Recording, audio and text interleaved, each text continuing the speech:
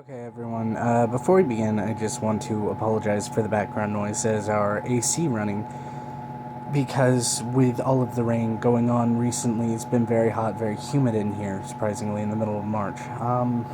But I have to say, I honestly wanted my first video on this channel to be a rant video, but after the news I got yesterday, I felt an uncontrollable need to make this video. Now, just listen to this real quick. Hulk Hogan awarded $115 million in privacy suit against Gawker.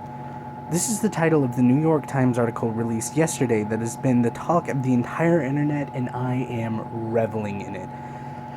So before I go into details, I'll give you a bit of backstory.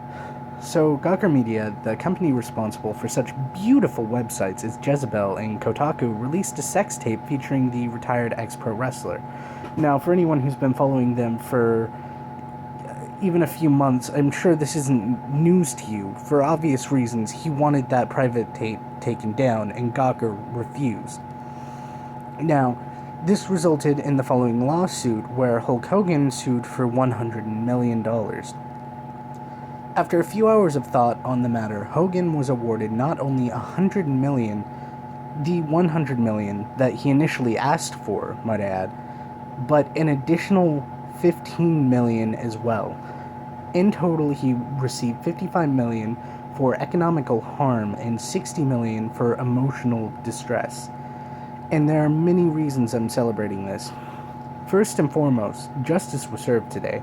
A man whose personal affairs were made public in the most deplorable of ways finally got his justice, and the company responsible for those actions were held accountable. It is always a joy to see justice done where it is due. Second, Gawker Media is finally paying the price for their years of unethical and questionable journalism.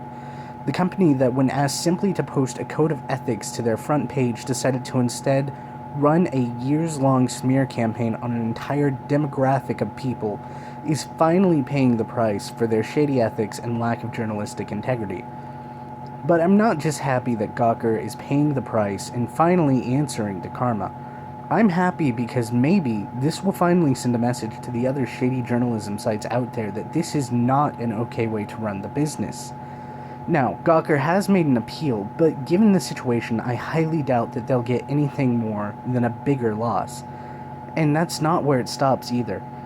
Now, supporters of Gawker are coming out in droves, crying about how this affects journalistic integrity. Now, ignoring the fact that the First Amendment does not leave you immune from breaking the fucking law, I find this incredibly fucking hilarious, because now it's about journalistic integrity. Now it's about what the press should and should not be able to, because now that's the narrative that Gawker is pushing, because they can't safely run a smear campaign on the American justice system because they broke the law. Rip in peace, Gawker. Open ass, insert journalism.